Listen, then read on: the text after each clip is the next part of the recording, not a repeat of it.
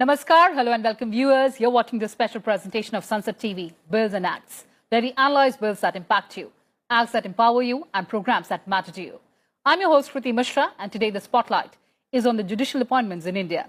Before the analysis, let's take a look at the highlights. Articles 124 and 217 of the Constitution deal with the appointment of judges to the Supreme Court and the High Courts. The collegium system is the way by which judges of the Supreme Court and High Courts are appointed. Memorandum of Procedure is an agreement between the judiciary and the government. It contains a set of guidelines for making appointments to the Supreme Court and the High Courts. All judges of the lower judiciary up to the level of district judge are selected through the Provincial Civil Services Judicial Exam. So why are we discussing this today? Well, Union Law Minister Kiren Rijiju has said that the centre respects the independence of judiciary and feels it is absolutely necessary for a thriving democracy. In a letter to the Chief Justice of India, Law Minister has said that an updated memorandum of procedure on the appointment of judges was still pending finalisation and gave suggestions on how the process could be streamlined. Remember that a Constitution bench of the Supreme Court, while striking down the National Judicial Appointments Commission Act in 2014, had called for restructuring the Memorandum of Procedure. And for deeper insights on judicial appointments in India, I'm joined by an illustrious panel of guests. Joining us in the studio, Mr. Manoj Tiwari, Member of Parliament, Lok Sabha. He represents the BJP. Also joining us, Mr. P.K. Malhotra, former Secretary, Ministry of Law and Justice. We also have with us Dr. Rajiv Nanda, Senior Advocate, Supreme Court of India. Also joining us in the studio, young and vibrant audience. I welcome all of you on Sunset TV and thank you so much for joining us. And let's begin this discussion with Member Parliament on our panel. Tiwari ji, सबसे पहले आपसे जानना चाहूंगी और coat करूंगी जो law minister ने लिखा है ट्विटर पर कि कलीजियम सिस्टम का पार्ट सरकार कैसे हो सकती है। सरकार पूरी तरह से जो जुडिशरी की इंडिपेंडेंस है उसको रिस्पेक्ट करती है, लेकिन एमओपी का जो रिस्ट्रक्चरिंग की बात है वो अभी भी बाकी है। सर, ये जो पूरी डिबेट चल रही है देश में, आप रूलिंग पार्टी के एमपी हैं, आपसे समझना चाहूंगी कि सरकार की मंशा क्या है।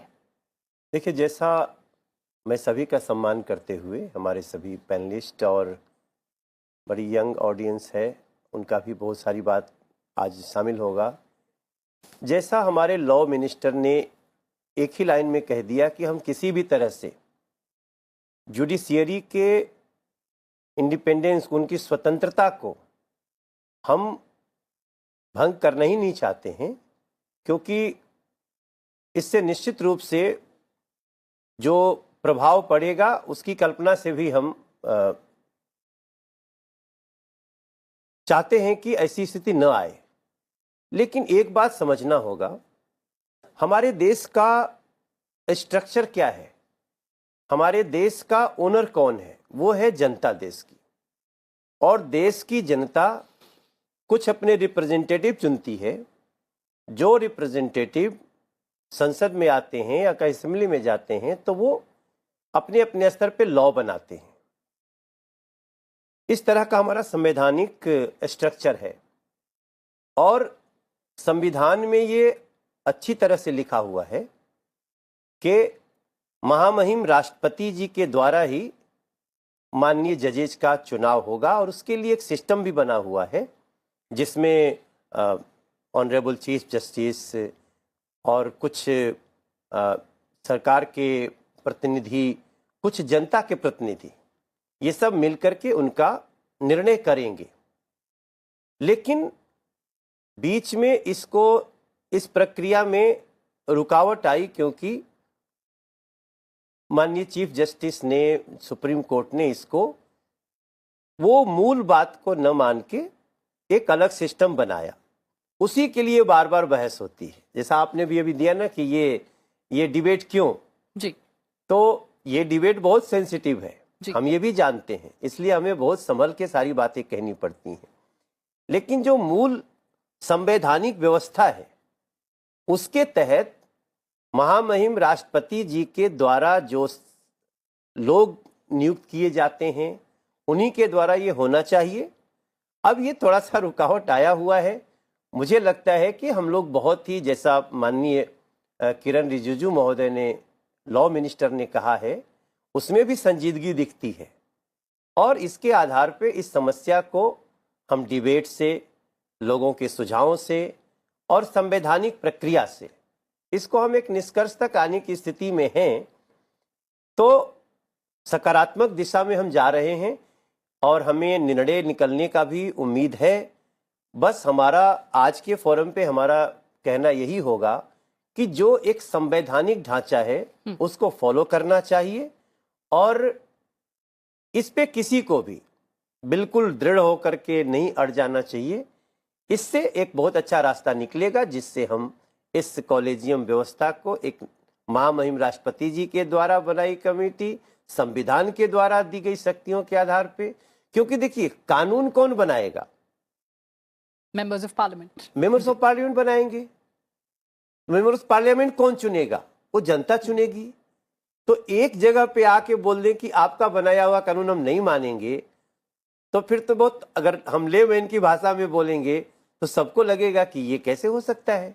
जी, लेकिन आपने अहम बात कही, सकारात्मक सोच और निर्णय की।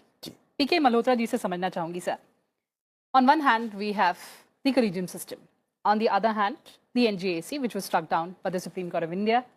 So where do we find our balance? And also let's do a comparative analysis on judicial appointments in India and the world. See, for the benefit of our audience, I would like to give in a very, very short form, the background as to how the collegium system or the system of appointment of judges as is prevalent in the country today, it came into existence.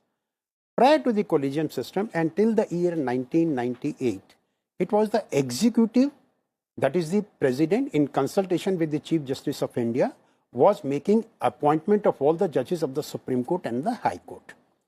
It is only when at that time the government made a statement that we are going to have a committed judiciary, or they started supersession of judges, yes, probably Supreme Court came out with an interpretation where they said that the consultation with the president means the concurrence.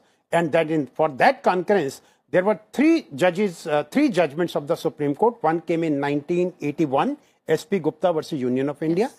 Another judgment came in 1993, Supreme Court Advocate on Records Association. And the third was in 1998, which was a presidential reference under Article 143 of the Constitution as to how this collegium system has to function. And after that, in 1998, the government, in consultation with the Supreme Court, came out with a memorandum of procedure which lays down the procedure by which the appointment of judges of the Supreme Court and the High Court will be made. I think Tiwari ji has raised a very valid point once he says that if legislature has passed a law with full majority, that's right, probably there has to be a sanctity to it. But then the Supreme Court, because under the constitutional scheme, Parliament is supreme in making the law. But interpretation of the law, whether it is in accordance with the Constitution or not, that power under the Constitution is given to the Supreme Court in interpreting. And while interpreting or while examining whether the law passed by the Parliament is in accordance with the constitutional provision or not, this National Judicial Appointment Commission Act, which was passed with full majority and 50% of the state assemblies, the court felt that it is encroaching upon the independence of judiciary, which is the basic structure of the Constitution. I think from there onward, government has not come out with a new law. Obviously, government can come with a new law until that is done, because the law interpreted by the Supreme Court is the law of the land that is being followed. Right. Then Supreme Court, while striking down the NJAC, also said that in the memorandum of procedure also, there are deficiencies and that deficiencies need to be removed so that we can get better kind of judges. And for removing that deficiencies, this memorandum of procedure has been going up and down from central government to the Supreme Court and from Supreme Court to the central government. The last time the Supreme Court gave its decision on it was the recommendations were made in 2017. Right. After that, nothing has happened, and based on that, it has been going on.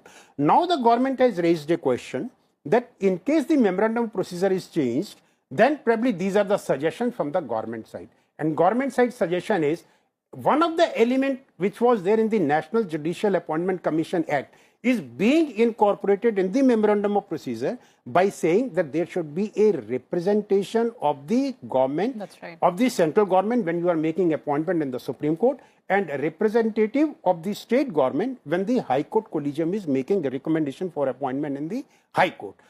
I think that needs to be considered because memorandum of procedure in any case is an executive order. And that executive order is binding because that is the law of the land on today, because there is no law in which it comes in conflict with. So that has to be followed. And time has come when once government is making a recommendation to the Supreme Court should consider. But as the luck would have it, Supreme Court only in December 22 has given a judgment whereby they have said that the memorandum of procedure is law of the land and it has acquired finality. Maybe it has acquired finality, but as I'm saying, because it is an executive order, if the central government is making a recommendation for changes to be made in it, I think Supreme Court should give due consideration to it. Whether they are accepting it or rejecting it, they should give their recommendation to the government for further action to be taken by the government. Absolutely, sir. Very, very legit points raised by you there. But Dr. Nanda, you heard what Mr. P.K. Malhotra said. We've been talking about collegium system which is not rooted in constitution. These are only through judicial pronouncements, as sir told us. This system, they say, is shrouded in secrecy. There's opaqueness. There are charges of nepotism. Your thoughts on that? See, in 1998, when this collegium system was introduced, it was not there in the constitution at all. Why it was introduced was because the Supreme Court, which is the final arbiter or the interpreter of the constitution, felt that the executive is not doing in accordance with the constitution. So the process which says in consultation with the Chief Justice was said to be concurrence of the Chief Justice, and that is how the collegium system came. That made it mandatory for the government or the president to take the recommendations of the collegium to be final. Now, why this was made?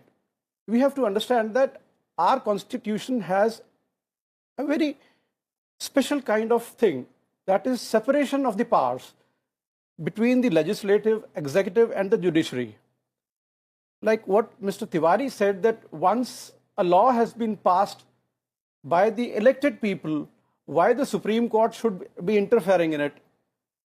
The answer to that is, law is to be made by the legislature, but then whether it stands the test of the basic structure, which includes independence of the judiciary, separation of powers, secularism, etc., which are part of the basic structure, if it doesn't stand the test or the scrutiny of that, then finally Supreme Court has the say as given by the Constitution to set the law aside. Now here, when the collegium system is brought in, yes, there is a allegation or people raised who are not concerned, who don't know much about it, about the monopolization process, the non-transparency, or as the law minister said, it is opaque and not transparent. And our vice president said that it is never too late to change. Well, you know, it is not that things should we should always be open to change. If there is a criticism about the collegium system, let there be a change and the memorandum of procedure be amended suitably without, here I will point out, without the interference of the executive, without the compromise to the supremacy of the judiciary. Absolutely. Like there can be suggestions that people from the Bar Association, like if it is a appointment to the Supreme Court, then the president of the Supreme Court Bar Association or similar person or the Bar Council of India can be appointed in a committee. Or when it comes to appointment of a High Court judge, then the respective High Court Bar Association president or the secretary or the Bar Council president of the state can be in the committee. But here I say with a caution, this committee should only be, even if there is somebody from the executive also, this should be only recommendatory to the collegium system of the Supreme Court. Right. They will not be bound by whatever has been said by the outsiders from the collegium. There can be similar suitable amendments can be brought in, and I must say that time has come when we must finalize the memorandum of procedure, because this is taking a toll and the entire country is questioning as to why this collegium system is working. Unless we bring a clear memorandum of procedure, this question and debate will continue. Absolutely, absolutely. And as you said, the entire country is suffering. Tiwari ji, इससे पहले मैं audience से सवाल लूं, आपसे जानना चाहूंगी कि जैसा कि सर ने बताया, बैकलॉग ऑफ केसेस 5 करोड़ से ज्यादा, 21 जजेस पर मिलियन पीपल. लेकिन जो डॉक्टर नंदा ने एक अपनी चिंता व्यक्त की कि अगर डिलिमिट्स हैं कॉलेजियम सिस्टम के, तो एग्जीक्यूटिव के इंटरफेरेंस की भी चिंताएं हैं. उनको आप कैसे दूर करेंगे? नहीं, वो चिंता भी है. उस चिंता को हम लोग बहुत गंभीरता से ले रहे हैं और सरकार उस पर बहुत सेंसिटिव तरीके से और फूक फूक के कदम रख रही है. वो उसको हम मानते हैं कि इसमें भी हमें कुछ करने की आवश्यकता है. बट सारी बातों के बीच हमें एक लाइन याद रखना है, of the people, by the people, for the people. तो हमारा जो मूल जो अगर कहीं जैसे सर ने कहा कि माननीय सुप्रीम कोर्ट ये देखता है कि ये जो लॉ पास किया गया है वो स्टैंड करता है कि नहीं बहुत सारी चीज़ों पे, बट ये तो एक अंतहीन सिलसिला हो जाएगा कहीं न कहीं तो. क्योंकि जैसा मल्होत्रा सर ने कहा और आप नंदा सर को भी पता है, जब ये पास किया गया संसद में तो इसके पक्ष में पूरा संसद, एक व्यक्ति को छोड़ के सब लोग थे जी. उन्होंने भी एब्सटेन किया. हाँ, ऊपर उन्होंने बाद में जी ठीक है. तो मेरा मानना है कि एक सकारात्मक रवैया अपनाते हुए हमें इसके फाइनल निष्कर्ष पे पहुंचना चाहिए और इसको लेकर के सभी चिंतित है. उनकी भी जो बातें हैं, वो जो आपने दूसरा विषय रखा, उसको हम निश्चित रूप से लेंगे ही सरकार. लेकिन अभी आपको थोड़ा सा इनसे भी पूछ लिया जाए तो हम लोग आगे बढ़ते हैं. बिल्कुल, देखते हैं कि क्या सवाल है. The government is claiming that the collegium system is not transparent and it is opaque. So, was there not any scope for the improvisation of the collegium system itself rather than introducing a new system of NGAC? And in the NGAC itself, Article 124C talks about the selection of eminent person, in which there is one either from the SC/ST or should be a woman. So, what should be the selection criteria for the person? Ji, I think आप ठीक कह रहे हैं. सरकार के पास जब NJAC का कानून, जिसे पार्लियामेंट ने सर्वसम्मति से पास किया, जब उसको सुप्रीम कोर्ट ने स्ट्रक डाउन कर दिया तो सरकार के पास दो ऑप्शन थी. नंबर एक नया एनजीएसी एक्ट लेकर के आते जिसमें जो सुप्रीम कोर्ट ने कहा कि ये खामियां हैं, ये कॉन्स्टिट्यूशनल पैरामीटर पे ठीक नहीं है, उसको दूर करके एक नया कानून लाया जा सकता था. लेकिन सरकार ने उसमें जल्दबाजी नहीं की.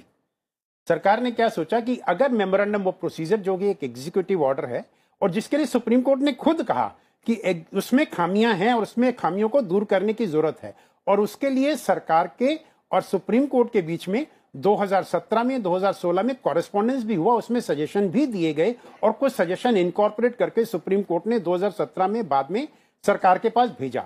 17 के बाद से सरकार के बीच में और सुप्रीम कोर्ट के बीच में कॉलेजियम का जो प्रोसीजर है, मेमोरेंडम ऑफ प्रोसीजर, उसको लेकर कोई वार्तालाप नहीं हुआ. लेकिन अब सरकार ये सोचती है कि उसमें वार्तालाप की जरूरत है, तो उसमें कोई बुराई नहीं है. क्योंकि ये जैसा कि तिवारी जी ने भी कहा और नंदा जी ने भी कहा, चेंज तो होता ही रहना चाहिए. जब तक सिस्टम को अगर आप इंप्रूव करना चाहते हैं, और जहां तक हमारे संविधान की बात है, हमेशा ये कहते हैं हमारा संविधान जो है वो एक लिविंग डॉक्यूमेंट है. वो एक नॉर्मल लॉ नहीं है, उसकी लिटरल इंटरप्रिटेशन नहीं दी जा सकती, उसकी पर्पसिव इंटरप्रिटेशन देनी है. और वो पर्पसिव इंटरप्रिटेशन क्या है कि जो हमारे संविधान के प्रियम्बल में हमारे ऑब्जेक्टिव लिखे गए हैं, justice, social, economic and political, equality of opportunity, इनको अचीव करने के लिए जो भी इंटरप्रिटेशन संविधान के लिए पॉसिबल होगा वो दिया जाएगा. And as you said, sir, our constitution is a living document and change is the only constant. Let's take another question on that note. The Supreme Court itself is telecasting its sessions online on various platforms. At the same time, we are seeing various questions and criticism on the judicial appointment, on the questions of transparency, nepotism, etc. So it is not very paradoxical or ironical in nature that at one side you are moving towards modernization, technology and transparency. At the other end you are lagging behind transparency. So is the judicial system doing justice to itself? I think Dr. Nanda, you can take that question. The technology has got nothing to do with the independence of judiciary. As I said earlier also, our constitution has a very valid scheme, which there is a separation of powers. The independence of judiciary has to be maintained. Please appreciate one thing. In the NJAC, the 6-member committee which was recommended, One of them was the Law Minister himself. And the government is the biggest litigant in the Supreme Court of the other courts. How can you make a party select in the selection committee? That is the point. That way, the independence of judiciary will be compromised. And that way, I mean, there can be apprehension that there will be, the executive will be seeking a committed judiciary, which is not the point, which will be killing the basic structure of the constitution. Mr. Malhotra, a quick reaction to what he said. Well, I think that is one view, and the other view can be, once you are constituting a committee where there are Chief Justice of India, 2 Supreme Court judges, Law Minister, and 2 eminent persons, and those eminent persons to be selected by a committee of Prime Minister, Leader of Opposition, and the Speaker of the House. Then will you say that these persons, when they will be selecting 2 eminent persons, they will be biased in favor of the government? I think there is a question mark. But Tiwari ji, जैसा doctor Nanda ने कहा कि सरकार तो सबसे बड़ी litigant है इस देश में. Yes. नहीं, देखिए, जैसा उन्होंने सवाल किया, ये आजकल बहुत आता है. बल्कि यहाँ पे एक और सवाल आ रहा है जिसका हम लोग निदान करने में लगे हैं कि वहाँ भी ट्रांसपेरेंसी हो और हिंदी में भी हो. तो इसमें भी हम थोड़ा थोड़ा आगे बढ़ रहे हैं. तो ये सारी चीज़ों पे दोनों का रवैया, माननीय न्यायालय कोर्ट का और सरकार का, दोनों का रवैया सकारात्मक ही है और इसमें एक आपको बहुत जल्दी अच्छा निर्णय देखने को मिलेगा. So from the discussion so far, it's very clear that the collegium system has done good in protecting the independence of judiciary. But I want to draw the attention of the panel to the problem of vacant seats in most of the high courts of India. And I want to know, that is the inefficiency of collegium, is that causing these vacancy? If not, then what's the reason? Dr. Nanda. See, the collegium system can only recommend, which they say the recommendation is mandatory to be accepted. Now, it is the appointment after the recommendations from the collegium is the part of the government. If the government delays the appointment, like today or yesterday we have been reading in the newspapers, I will not take the names here. Right. Few of the people who were recommended by the government by the Supreme Court collegium have not been appointed. So there is a system that the collegium will recommend. At best, the government of India can ask the collegium to reconsider, but not beyond that. If the names are recommended again or once recommended, then the government should be quick in appointments of these. It is the delay. Speaking for myself, I will say delay is on the part of the government here, not on the part of the collegium at all. Mr. Malhotra? Well, I think there can be other view also, in the sense that so far as the perennial vacancies in the judiciary is concerned, be it at the lower level, be it in the High Court or in the Supreme Court, I will call it a systemic failure. For the simple reason that these number of vacancies have always been there. You look into the history of it for the last 20 years, out of 1109 sanctioned posts, even today there are about 400 vacancies in the High Court, and this figure is continuing because when Supreme Court has to make a recommendation to the government, they make a recommendation belatedly. Vacancy has arisen, and in making the recommendation there is a delay on the part of the Supreme Court. Similarly, similar kind of delay is seen on the part of the government also in clearing the name. Whatever may be the reason, there may be genuine reason for it. But if you are processing the proposals in time, suppose you know that a judge is going to retire in June, why can't you start the process in January itself so that in the next 6 months the process can be completed? That is not happening, and that is the cause, because 2 judges are retiring, you appoint only one more vacancy is increased. Right. So I think that system, there is a need. That's a 360-degree perspective, I think, from both ends, judiciary and the government. It is only a procedural aspect which needs to be strengthened so that the vacancies are filled up on time, and both have to take initiative in this. And for lower judiciary, it is the state government which has to take the initiative. That's right, and find a solution to this chronic problem. Yes. Let's take another question on that note. Considering the changing dynamics of the administration in the contemporary times, it's very important for the participation of government in the judiciary as well. So rather than making executive a very important player in this process, should we not consider that we should make the executive just as the providing the consultations to the judiciary? And so another question is, like, should we not look forward to give the collegium a constitutional route where it has got a specific eligibility criteria criteria, just that like the topmost posts of UPSC and other posts are having, that would also that will also give independence to judiciary. Tiwari ji, eligibility criteria क्यों ना बना दिया जाए? नहीं, ये सारी exercise इसीलिए हो रही है। ये जो जैसे अभी बात हो रही है कि हम ये डिस्कस क्यों कर रहे हैं, क्योंकि ऐसा होने से जैसा सरकार चाहती है वो वैकेंसी जल्दी जल्दी पूरी हो जाएंगी और उससे हमारे जो पेंडिंग केसेस हैं वो जल्दी क्योंकि आज भी जितनी संख्या है वो काम तो कर रहे हैं, बहुत तेजी से काम कर रहे हैं। और विगत दिनों में आप देखिएगा तो ऐसे माननीय जजेस बहुत तेजी से केसेस को निर्णय की तरफ ले जा रहे हैं। तो आपने जो प्रश्न किया ना, उस पर भी हम वहीं आएंगे, इन सारे गतिरोधों को दूर करेंगे और निश्चित रूप से हम उसका निदान निकाल लेंगे। We are positive in that direction. 1999 when the memorandum was passed or agreed between the parties, why did the executive did not refrain from मतलब कि आपने पूरा ही पावर क्यों जुडिशरी को दे दिया? देखिए ये एक कंसल्टेशन प्रोसेस में मेमोरेंडम प्रोसीजर फॉलो होता है और कंसल्टेशन में दोनों पार्टीज को एग्री होना पड़ता है।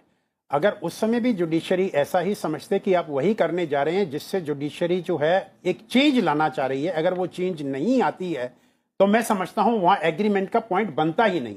एग्रीमेंट के पॉइंट में उस प्रोसीजर में भी ऐसा नहीं है कि आज भी सरकार के पास वो अधिकार नहीं है। मेमोरेंडम प्रोसीजर ये कहा गया कि सरकार एक बारी जो है उस प्रपोजल को वापस भेज सकती है कि इसको रिकंसिडर किया जाए, लेकिन उसमें यह भी कहा गया कि अगर रिकंसिडरेशन के बाद में कोलिजियम उसको दोबारा से रिकमेंड करता है तो वो रिकमेंडेशन सरकार के ऊपर मान्य होगी, बाध्य होगी। In world there is nowhere that judges appoint themselves. It is only in India.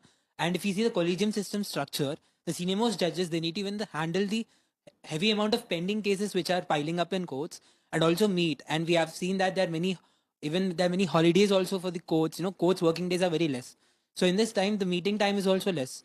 So and totally, how will the collegium system manage all this? So it's high time that we introduce a new system. Till today, no Chief Justice of India of women have been there, and there are only 11 women till today who have been the justice. Right. In the So two issues: women, representation of women, and judges appointing judges. Last question, please go ahead. People of the country relies on the judiciary due to its independence from any interference, be it executive or legislature or anything. So, in fact, there are various instances where the cases are fought, where the government is also involved, and people are willing to fight them because they believe they have trust on its independence. And so, if due to involvement of executive and other bodies, their trust may be hampered. So, judiciary की independence. नहीं, वो तो जो भी law बन जाएगा उसके अंतर्गत पूरी इंडिपेंडेंस रहेगी, थी, है और रहेगी भी. Sir, representation of women. Yes, so far as representation of women is concerned, to the best of my understanding, neither the government nor the judiciary is against it. On the contrary, the last 2 or 3 chief justices specifically said on many platforms that there should be more women representative, and their number is increasing. Dr. Nanda, last 40 seconds. Judges appointing judges. We have not heard that anywhere else. That is, see, we have a constitutional scheme which is different than what America or Australia or England has.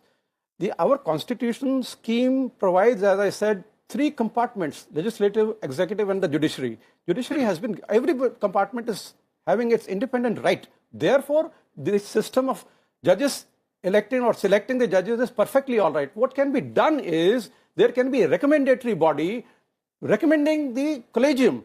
Right. Those recommendations can be from the law minister or from anybody else, but should be only restricted to the extent of recommendations. Absolutely. So, Dr. Nanda, I'm absolutely out of time. Thank you so much for joining us, Mr. Tiwari, Mr. Malhotra, and Dr. Nanda. Well, this discussion and debate will continue, and as Mr. Tiwari has been saying, ek sarthak nirnay niklega. On that note, thank you so much for joining us, and stay tuned to Sunset TV. Goodbye for now from my side.